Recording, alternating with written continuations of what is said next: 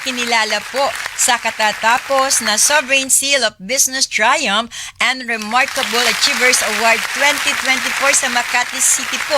Yung iba pang natatanging kumpanya at personalidad. Ayan.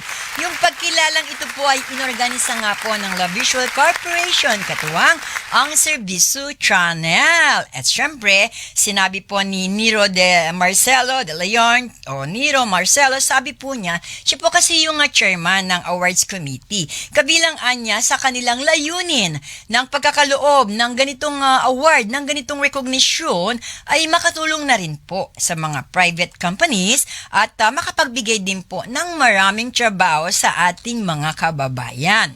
At bukod nga po dito, binigyan din po niya ang halaga ng pagsisikap at pagtitiyaga sa larangan ng pagnenegosyo. Of course, yung mga matitiyagang media, mga atitiyagang personalidad. Diba? Yan po ay susi talaga sa pag-unlad.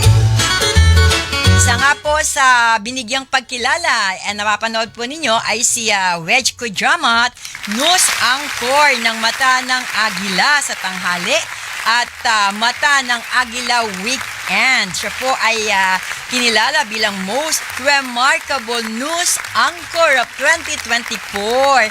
Of course, muli po thank you sa inyo Ako po ay kinilala bilang Most Remarkable Female Host of 2024. Muli po, thank you so much, The Visual Corporation, Ma'am Lalaine, at Sir Niro Servicio Channel. Gwapo ni Wecho, di ba?